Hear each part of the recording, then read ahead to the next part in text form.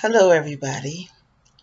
My name is Kathy Brooks, and welcome to another edition of We Will Survive.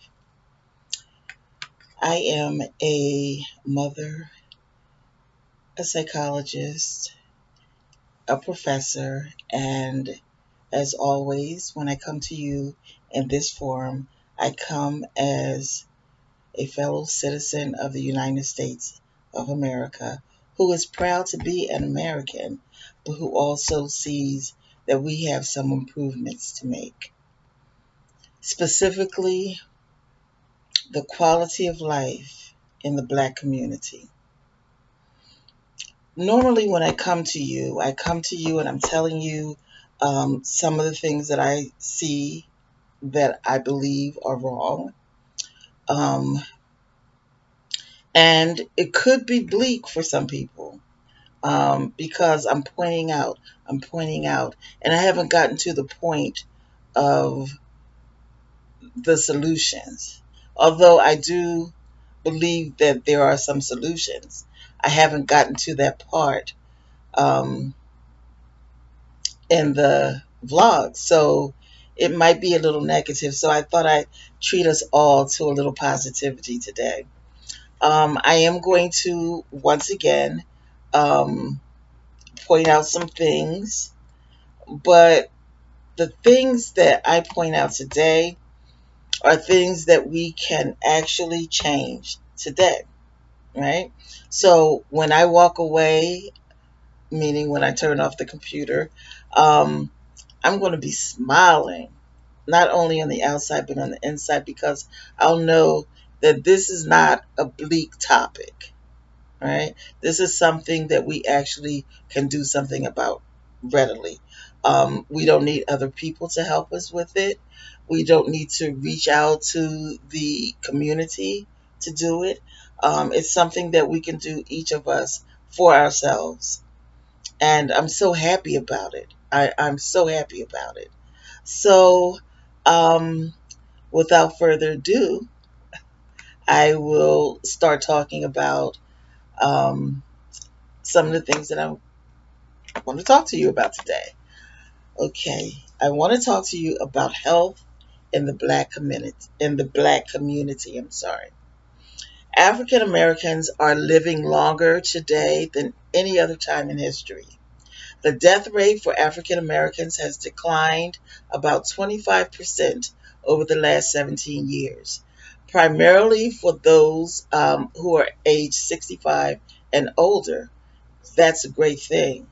Even with those improvements, however, new analysis shows that younger African Americans are living with or dying from many conditions that are typically found in white Americans at older ages. The difference shows up in African Americans in their 20s, 30s, and 40s for diseases and causes of death. So I started off kind of bright, right? We're living longer than ever before.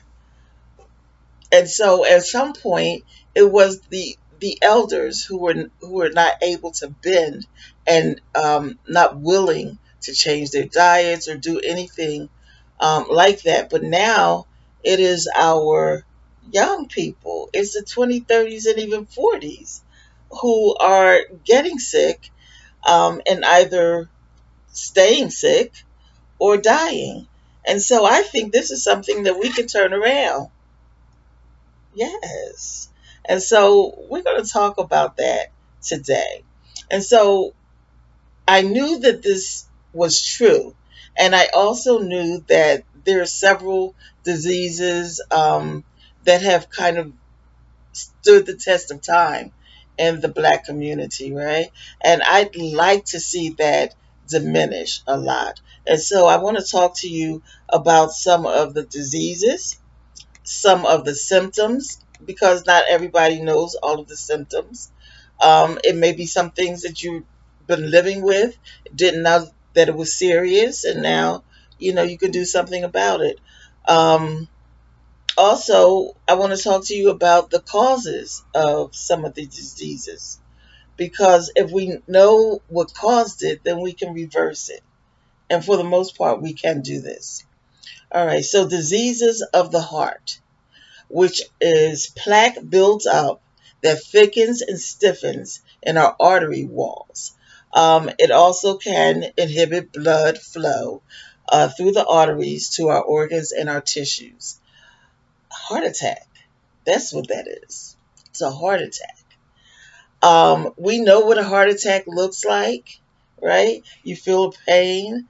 You guys remember Sanford and Son, and he would do this thing and say, I'm coming, because he thought he was going to die or he was being hyper dramatic. Um, but Black people die from heart attacks all of the time, and we don't have to. And so we're going to do something about that. This is not hereditary. This is something that we can do something about. The causes of heart attacks are unhealthy diet, lack of exercise, obesity, and smoking. We don't have to do any of that, right? We can turn that stuff around. We can eat better, we can move better, we can be less fat, and we can stop smoking, right? And we can do all of that. We can start that today. And that would be a wonderful thing. I have a very dear friend of mine who was not unhealthy, who did, a lot of things that she was supposed to do for herself, except changing her diet. I'm not going to blame her for having a heart attack because that's not what this is all about. But I am saying, had she known some of these things, maybe she would still be here with me. Um, she was a good friend, and I miss her. And a heart attack can get you at any age. She was very young. Um, it can get you when you feel like you're okay, right? You go to bed and you just don't wake up sometimes. All right. And so these are things that we can do something about. The next thing is malignant neoplasms or cancer. The causes of neoplastic disease, the first one is genetics. And obviously, we can't do anything about our genetics, right? Um, our age, another thing that we have no control over. Our hormones, we don't have control over that. And that's where our lack of control stops. And our control begins. Smoking, drinking, obesity, overexposure of sun, and immune disorders. And so we can do stuff about that, right? We just talked about it. I believe that we can do something about it. And the way to do something about it is to first recognize what causes it and the symptoms. The symptoms are fatigue.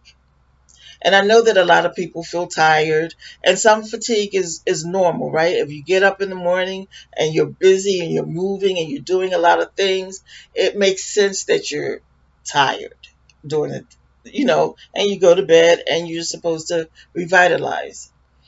If you sleep all night and you wake up and you're still tired, that's something to tell your doctor. Many years ago, I had that problem.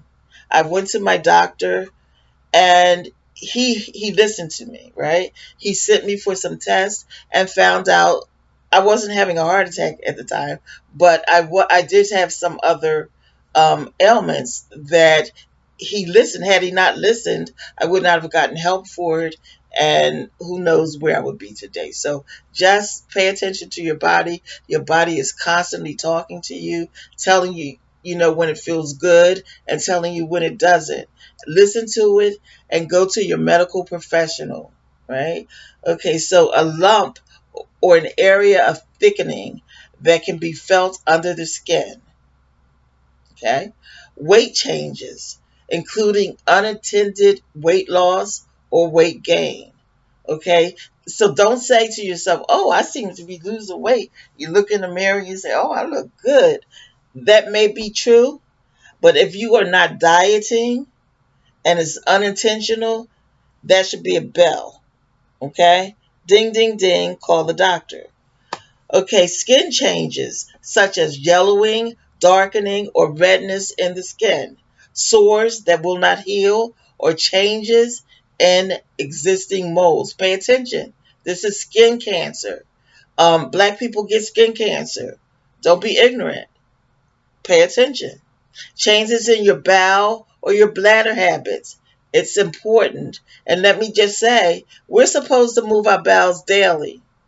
And quiet as it's kept, we should do it more than once a day. I have a friend that I tried to convince of this, and he simply wasn't having it. He only wants to move his bowels a couple times a week. That means he wants to hold all of that, you know what, in his body longer than it needs to be in there. What happens is you get bacteria on it and it starts to affect your body. Get it out. A persistent cough or trouble breathing.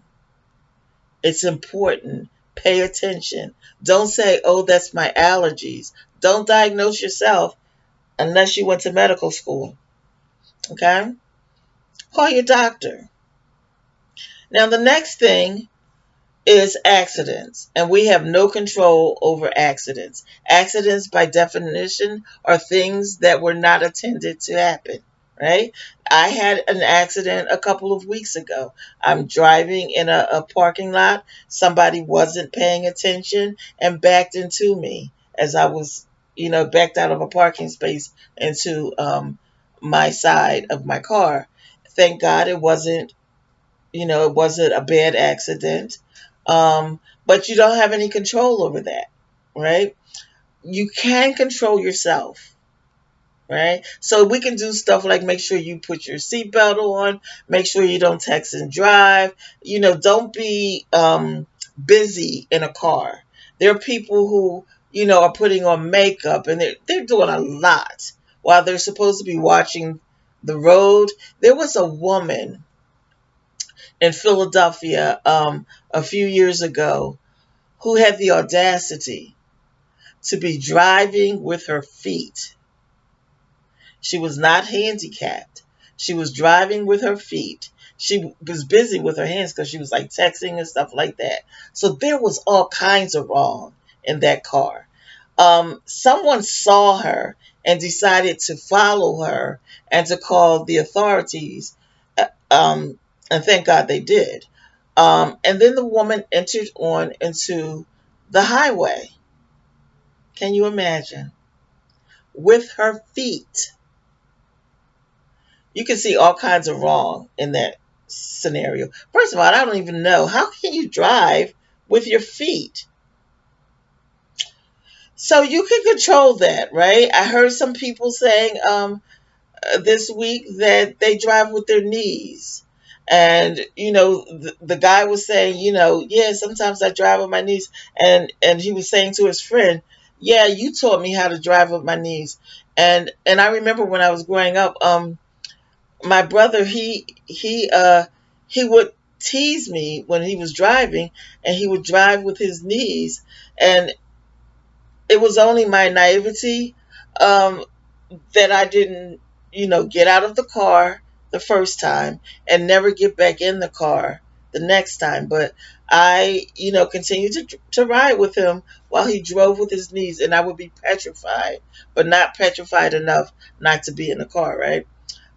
We can control those type of things, right? We don't have to be fools. We don't have to drag race, right? We don't have to, the commercial where guys, trying to egg on the other guy in the car next to him, and he's trying to, get him to drive fast, but he's mild mannered and he's cool. That's what we need to be, yeah.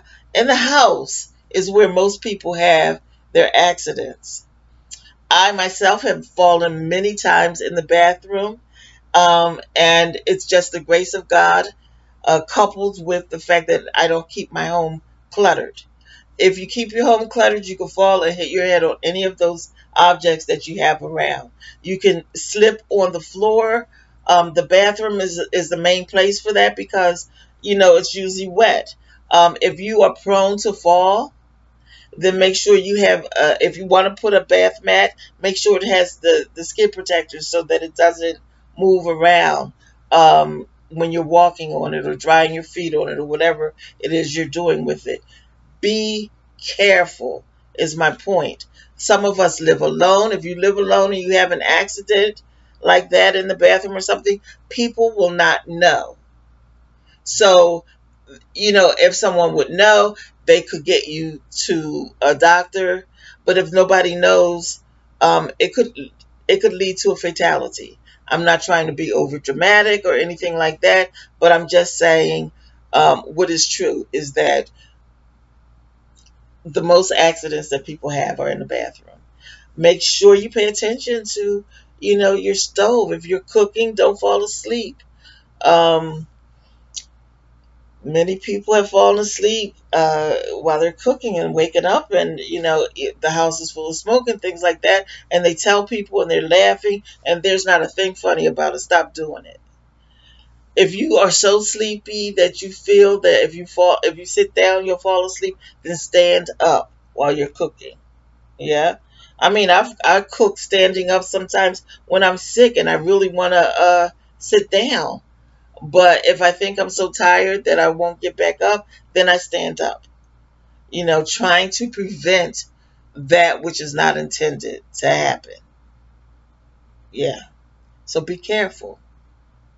Be careful. So the next thing is cerebral vascular disease. I'm sorry. It is a stroke. It is a disease that refers to a group of conditions and diseases and disorders that affect the blood vessels and blood supply to the brain. The symptoms are dizziness, nausea or vomiting, unusually severe headache, confusion, disorientation, or memory loss. Numbness, weakness in the arm, leg, or face, especially on one side, abnormal or slurred speech, difficulty with comprehension. The cause, hypertension or high blood pressure. Um, that's a blood pressure reading of 130 over 80 or higher. Pay attention. If you're prone or you have hypertension, get a blood pressure cuff that you can have in your home that you can keep track of your blood pressure. We don't have to just be passive about our health care. Another cause is smoking, obesity, poor diet, lack of exercise. We've heard that before. Um, Cholesterol level of 240 milligrams or higher. Yeah. So we know what causes a stroke, right? Poor diet, lack of exercise, diabetes, high cholesterol, smoking. We don't have to do that stuff. We don't have to do that. So we talked about diabetes being a symptom of or a cause of a stroke. Let's talk about what diabetes looks like.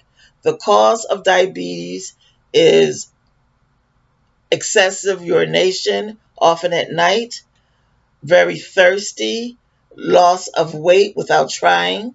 We've heard that before.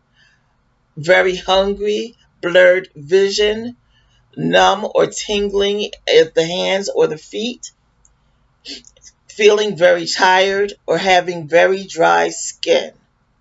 Pay attention. The causes of diabetes are many.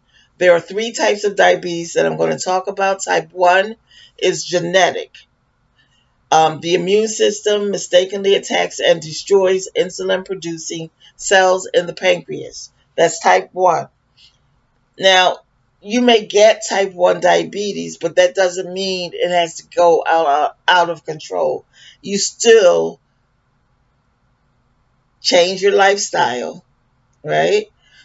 Eat well. Don't eat a lot of carbs, a lot of sugars, sodas, things like that.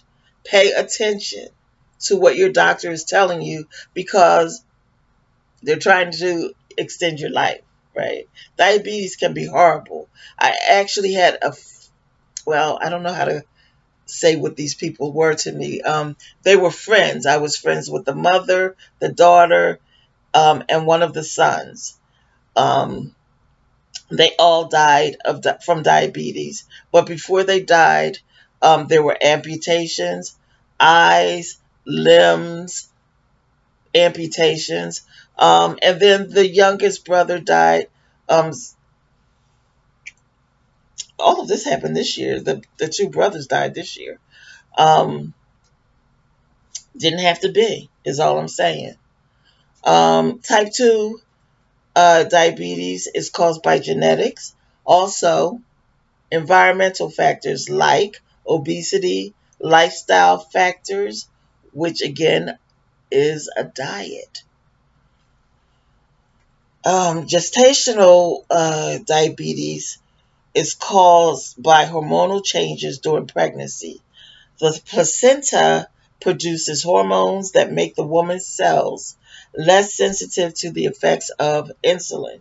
Women who are overweight during pregnancy or who gain too much weight during pregnancy are more likely to get gestational diabetes. So, again, we've heard this. It's the weight. It's the weight, right? Um, Chronic lower respiratory diseases.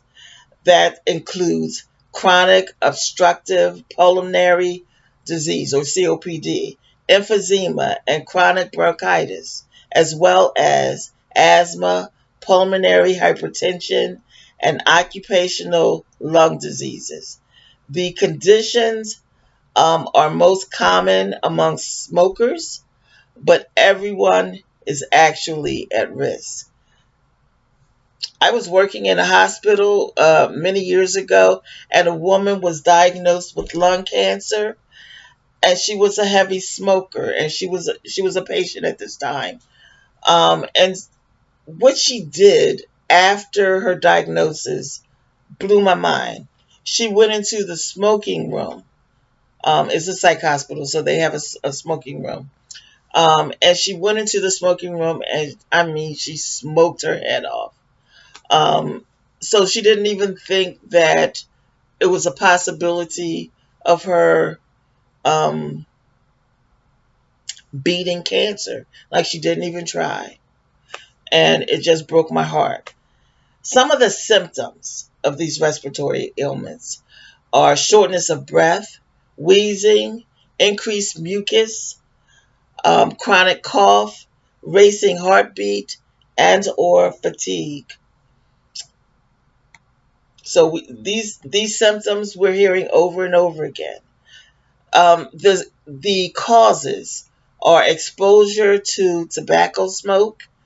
The most significant risk factor for COPD is long term cigarette smoking. People with asthma, which is a chronic inflammatory airway disease, may be at risk for developing COPD. So there's stair steps, right? Occupational exposure to dust and chemicals. And so I would suggest, I'm not a doctor, I didn't go to medical school, but I would suggest if you are exposed to dust particles and chemicals, I would suggest wearing a mask, and not the mask that I wear, which don't have the filter in it, but I would suggest you wear the masks that have the filter in it to, sustain your life. Exposure to fumes from burning fuel. That's when I was in Philadelphia. When you would go down, I want to say that's 76. You would go past the Sunoco factory. I don't know what you call it. I can't think of it. But you go past Sunoco, and you would have all of these fumes coming out and all of the smoke all around this area. If you are exposed to that by working there, or if you live in that area, you have to make um, some choices about what to do about it. Talk to your doctor, find out what you can do to lessen your exposure. to these fumes. And of course, genetics play a part, um, but it doesn't cause it all the time. You still have some control, ladies and gentlemen. Assault. I can't blame you for assault, right? If somebody, God forbid, assaults you, you are not responsible for that, right? That is, unless you provoke it. Some of us provoke stuff. We're provoking people. Don't provoke. Assault obviously can end your life if it's bad enough, but sometimes it just leaves you disfigured, and it's unnecessary. Especially if you're an adult. If you're an adult, stop fighting. Don't shoot people unless you are in fear of your life, right? Try not to be around people who are chaotic, who you think may put your life at danger, right? Lead a very calm lifestyle, and you can do it. And I know people who live very chaotic lifestyles, and you cannot convince me that they don't have to. I don't really care. Like, I don't care. Just calm down. All right, so chronic kidney diseases or kidney failure, which is a gradual loss of kidney functioning. The symptoms: decrease in urine output, although occasionally urine output actually remains normal. Fluid retention, causing swelling in your legs, your ankles, your feet. Shortness of breath, fatigue, confusion, nausea, weakness, irregular heartbeat, chest pain or pressure, seizures or coma in very severe cases. The two main causes of chronic kidney disease are diabetes and high blood pressure. Okay, so these things are related, all of these things. Alzheimer's disease. Alzheimer's is a type of dementia that affects memory, thinking, and behavior. Symptoms eventually grow severe enough to interfere with daily tasks. The most common early symptom of Alzheimer's is difficulty remembering newly learned information. There are some things that we can do to lessen the possibility of us having dementia or Alzheimer's, and that is physically walk, read. It doesn't matter what you read, just exercise your brain. Your brain is a muscle. You must use it. You must continually use it. When you are retired, that does not mean you stop thinking. It doesn't mean that. And so that means that you should get up and walk, right? And, go for walks if you're able, and most people are able unless you're paralyzed. Um, if you can't walk, you can do some chair exercises. You can do something to move your body, is my point. Um, you can read something unless you have no vision. And if you have no vision, you can listen to ebooks. It makes you books reading is one of my favorite activities, by the way. It exercises your brain because it gives you all of these creativity. You have to imagine what the author is saying about different things. You have to fit it into your scheme or your mental processes, and you're thinking. You don't know you're thinking. You don't know that you're moving your brain. You don't know that you're doing that, but you are, and it can really be helpful to you. Do crossword puzzles. Young people may not think crossword puzzles are interesting. It doesn't matter. When you just do them. If you don't like crossword puzzles, do word finds, excuse me, cryptograms, do whatever it is that you can do to exercise your brain. All right? All right. Septicemia or blood poisoning It is especially caused by bacteria. Excuse me, I don't know what's going on with the hiccups.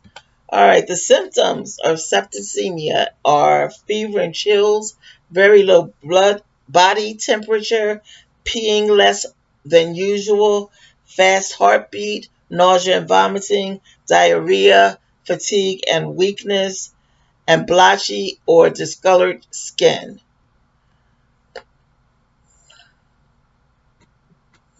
The cause can be urinary tract infection, lung infections such as pneumonia, kidney infections, infections in the abdominal area. Okay, so some of these things are repeating themselves over and over. We heard about lung infections up there with COPD, right? Pneumonia is part of that. Um, we just have to pay attention to our body. When your body is speaking to you, listen to it. You deserve to listen to it, to be heard. And then once you have listened to your body, if you're prone to forget stuff, write it down, leave it wherever you leave your keys and things like that. So that when you go to your doctor, you can just pick it up with the keys and go on out the house. Pay attention though. Be careful, people. I love my people. Please be careful with your health. It is all that you really have, right? God gave you the edifice and we're supposed to take care of it. I'm talking to myself as well as I'm talking to you, okay? I mean, I do stuff. I do stuff. That's all I can say. So I want to talk to you about the African American diet just a little bit. While slavery is many generations ago, many of us have held on to our soul food roots, and it is killing us today. As previously stated, we have a predisposition to hypertension, which is the same as high blood pressure, diabetes, heart disease, and cancers. Some of those diseases are the cause of genetics, right? Which does not mean that we will definitely get them. It means that we have a greater chance of getting one of those diseases or more than one if um, we have a greater chance than someone who has a different genealogy. That's all it means. But it doesn't mean not to pay attention because um, I think I've been saying to you the whole time to pay attention. So I'm not going to stop saying that. Soul food actually began on the plantation where there was one kitchen cabin on a plantation. The head cook lived and cooked in the one room wooden cabin, if you can imagine. You know they had no stoves, so there was a fireplace, and they had to put the pots and things like that on top of or the fire and cook that way.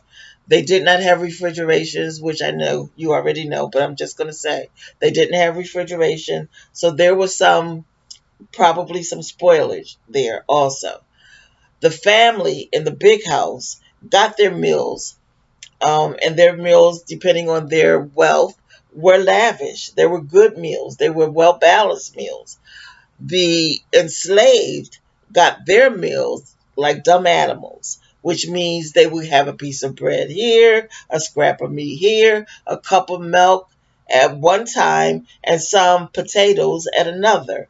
Sometimes a portion of the family would eat out of the skillet or pot, while someone else would eat from a tin plate, and then they would eat with their fingers, right? They didn't have utensils.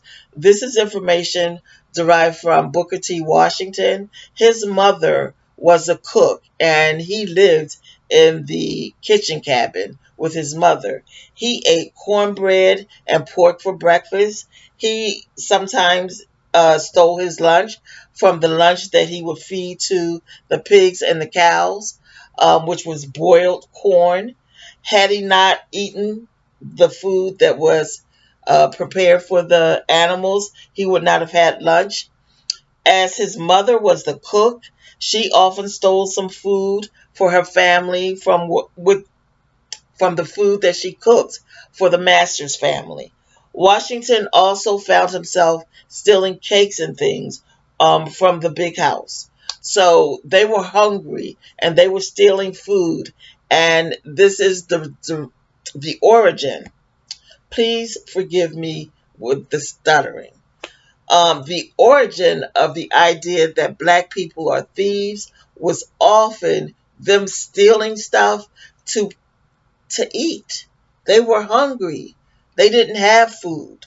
They were not really given anything to keep them alive, right? They ate the scraps that the master didn't want. Um, they had a small garden, and they had to grow their vegetables and things like that to sustain all of the slaves. And that means that there was slim pickings, so to speak.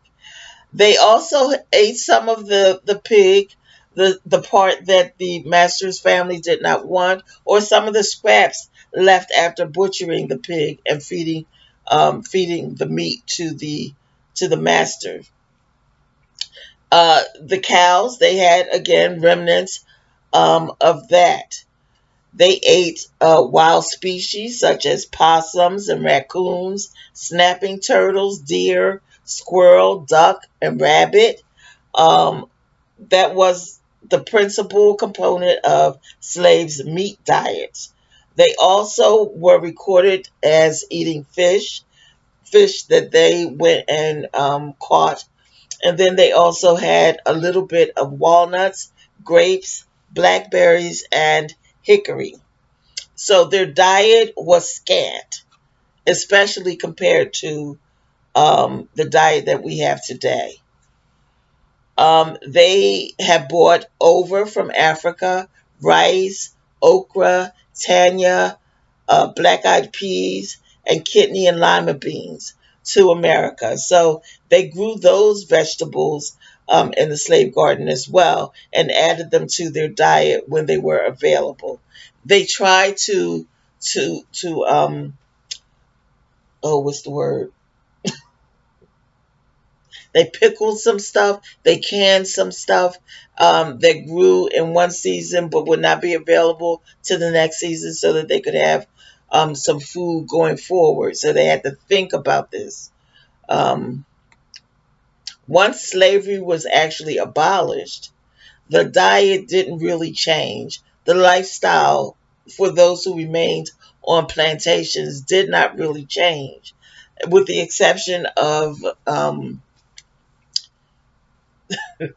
what really happened with that is they did not most of the enslaved people did not know how to read. They were illiterate, and so the white people were able to kind of get them to be slaves when slavery wasn't legal. So what they would do is say, you don't have any money, so I'm going to loan you some money so you can get all of the things you need for the crops.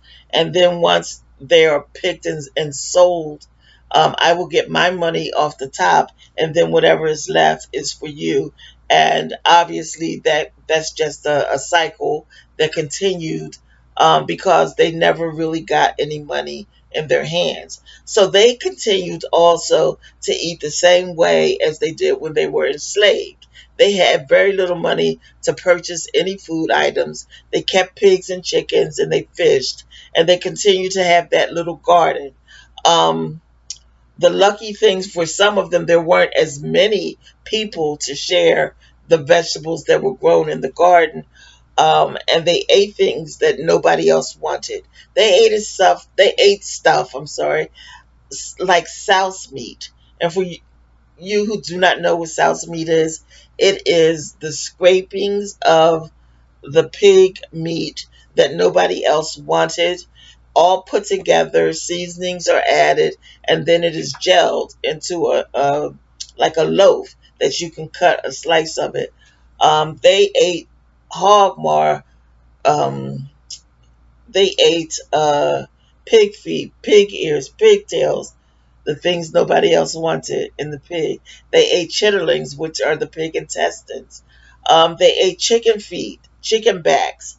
But on holidays, they had a feast, right? They ate fried chicken, macaroni and cheese, collard greens, green beans, yams. They made sweet potato pies. They had rolls and biscuits. They ate a feast on holidays. The holidays, for the most part, would be like Christmas holidays. Um, Post, let's go back into the 20th century. Um, when the Great Depression hit in 1929, the black people were not as affected as other people because they had been living um, hand to mouth, so to speak. They were very poor in general, not everybody, but in general. They were poor. They did not have a lot of food anyway. They had their little gardens, so they continued basically to eat as they had. If they had children, and if they were somewhere nearby where they could go and stand in the bread line or something like that, then they would and did that. But for the most part, their lives didn't change. Um, in the South, at least. In the North, it may have been a little more difficult for those black people because they had jobs, and if if the white people lost their jobs, then they took the jobs of the black men, and quite often during this time and during the time of World War II, what they found was the woman often was the only one working. That caused a lot of problems in the families because it does something to a man when a real man, when a woman is working and taking care of everything, when a man is supposed to be the protector and the provider. So then there was problems in relationships. But they were eating, and if the women were domestic workers, then they were given little scraps of this and little scraps of that, and some hand-me-down clothing and things like that. So that actually benefited the family because they got a little something for themselves. Um, After World War II, then they had some GI bills and things like that, and people were starting um, to get jobs again, and things were getting better. People were getting back on their feet. In the late 20th century, blacks became educated, um, and during the time before, the era before, they were still not very educated. There was a lot of illiteracy. People did not usually graduate 12th grade, and so that's why they never mind. I'm not going to say that. I'm sorry. So most people did not graduate high school. They could not afford to stay in school for 12 years because they needed to get out and work. And so in the late 20th century, people were graduating high school. They were um, they were better educated than ever before. As a whole, we know that we've had college graduates. Since the abolition of slavery, but not in great numbers. So this was in greater numbers. Um, there were some bills that said that black people were able to get some good government jobs. Um, and they moved into better neighborhoods. They were able to buy some housing. And they were able to, I'm not going to say they experienced the American dream because the American dream is liberty and justice for all, and they didn't get that, but they got something. Okay. The problem was, this is my generation. We were so smart. We thought we had arrived. We thought that that overt racism and that systemic racism was starting to dissipate a little bit. Um, and we could not have been more wrong. If you open your eyes in 2020, you have no doubt that systemic racism is alive and well. Um, Those people, however, who were left behind, those people who did not get a good education, who did not move out of the slums, well, those people found themselves in a food desert, where the large supermarkets left cities across the United States, claiming that the poor people could not sustain stores because they used food stamps to purchase food. And the government compensated the stores 50% of whatever the face value of the food stamps were. And so they complained and they moved. As a consolation, the pharmacy stores like the CVS's and the Rite Aid and all of those stores started carrying food items. These were not actual foods. These were processed foods. These were canned foods. These were snack foods. And it wasn't a lot of any of that. You guys know what it looks like when you go into a pharmacy. They have a couple of aisles there where they have a whole lot of junk that you can feel free to go ahead and eat. That was problematic. The dollar stores began carrying some processed foods, some snacks, some sodas, all of the things you don't need. They also had a little bit of produce in some of them. Some of them.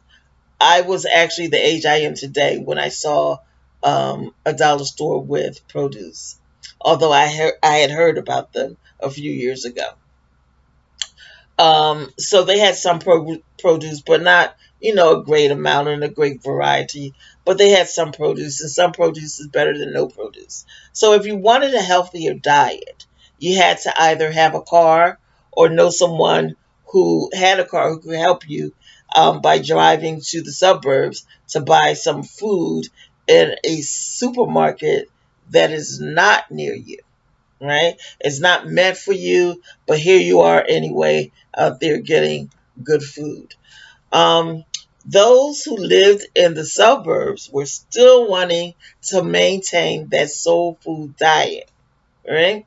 So they couldn't purchase pig feet and chitlins in the new neighborhood, right? So they traveled back to the hood to get those items. They went out of their way to get those items. They still go out of their way to get those items.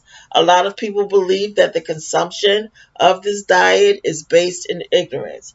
I disagree. I believe the diet is our link to our ancestors, to our history, to our homelands.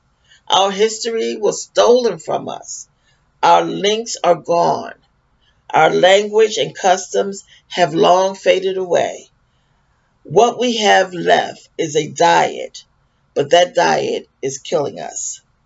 It contains a lot of fried foods, butter, sugar, and everything that tastes good and is bad for our health. We hold on to our history. I think that we can hold on to it without killing ourselves. I do. We can add more green leafy vegetables. We can add some things. Doesn't mean that you have to take away and punish you. You can just add some, green leafy vegetables. I know that a couple of years ago, I went to my cousin's house for Christmas, and I thought, I looked at the green leafy vegetables that were out, and it was so beautiful, so vibrant. I thought it was spinach. Um, but when I tasted it, it was collard greens, and he found a way to keep the vibrance. And he said he put some baking soda in it, and I think that's fantastic because that's healthier for you. It's healthier when we cook greens. And that's my very favorite vegetable. So I'm not going to beat up on myself too much. When we cook greens, though, we cook the life out of them, right? Because they could be a little bit tough if you don't. But he found a way to leave the vitamins and stuff uh, in the pot, so that in the food, so that when you eat it, it's better for you. And so we can do that, right? We can figure out some things. We can substitute some items for lower fat items, and we can eat less sugar. We don't have to. Let's say we want to eat. We want to drink Kool-Aid. Let's pretend we want to drink Kool-Aid. We don't have to put two cans of sugar in there. You know, put the 1 cup that it calls for. Or when you make sweet tea, don't make it as sweet. Make iced tea instead. It's not as sweet as sweet tea. We can do some things to change it up a little bit. Okay, because we're more educated now, and when you know better, you do better. That's what I heard. We can be healthier, right? So far, we are still dying at a rate higher than our counterparts. I don't think it's fair. I don't want to see us dying at a quicker rate. I want us to live because the name of this vlog is We Will Survive, right? So I really want that to happen. Some of us have actually changed our diets to eliminate pork or to eliminate pork and beef or eliminate meat altogether. Um, I personally have recently become a vegan 3 months here. I'm really proud of that. It coincided with the pandemic and my discovery of what YouTube actually is. Like this, YouTube is very new to me, right? So I used to go on YouTube and I knew that if you wanted to figure out how to like change the oil in your car, or I went on there a couple times to get stuff for my lectures. And then I've gone on there, like if there was something wrong with my cell phone and I wanted to try to fix it myself, or, stuff like that. That's what I thought YouTube was. And then earlier this year, or last year rather, I found that there's some music on there. I mean, I know I'm late to the game, but whatever. I found music on there, and that just pleased my soul. But it is during the pandemic that I became aware that you can learn absolutely anything on YouTube, which is awesome to me because I've learned a great deal. I have been home since March. The only time I go out is to pick up my groceries or go to the doctor, and that's it. So I've had some time. And what I did on YouTube is I found veganism. I have wanted to be a vegetarian for a very long time. I didn't know as much as I needed to know. I know that I don't like eggs, and I know I don't like any type of bean. And I know that I need protein in my diet, right? So I was just wondering, like, how can I have a protein rich diet? I was even going to go. I was trying to get somebody to go with me. Nobody wanted to because black people don't believe in this. I wanted to go to a hypnotist so that they can hypnotize me so that I would like eggs and I would like beans and I was going to up the ante. I was going to put some Brussels sprouts in there and some asparagus and some green peas and the things that I don't like, right? Because I knew that if I was a vegetarian I would have to eat something other than just collard greens and potatoes, right? I knew I would have to eat, more than that. But what happened was I came across Tabitha Brown. And if you guys don't know her, check her out. Find her. She's awesome. She is a vegan, but she's not the kind of vegan that I knew before, right? She's not and she's not beating you over the head with it, right? Um, she is teaching, she has taught me, and she's teaching others that there are loads of foods that you can eat. In fact, she says, and it's true, that there are only two things that you can't eat, and everything else is open to you, right? And so I've learned that, and it makes me happy.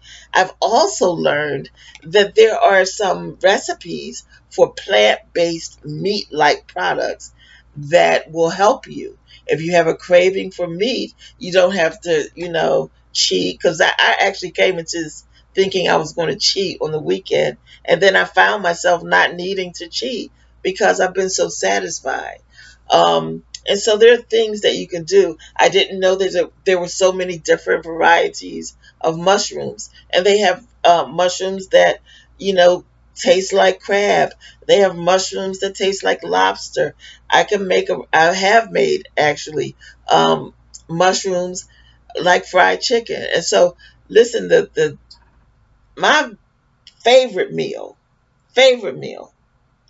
is fried chicken, macaroni and cheese, and collard greens. And I can still have that as a vegan. And that's bomb. It's plant-based chicken, right? Which I've already made. I've made some with mushrooms. I've not used the seitan yet, but I plan on doing that very, very soon. It's all quite delicious, you know? And so, as I say every week, can we just live? But today, I get to answer my own question. Yes, we can live.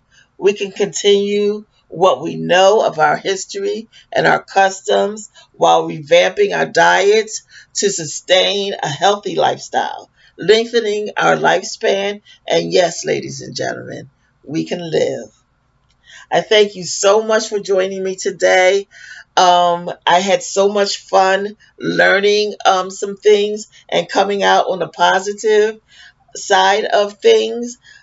Please like, subscribe, and share with your friends, with your family. And join me next week on Purpose on Facebook, Instagram, and YouTube. I am live on Facebook each Saturday, 4 o'clock Pacific time, 7 o'clock Eastern. I know I cannot be the only one who wants to help our community, so please help me help us. Thank you, and may God bless you and yours.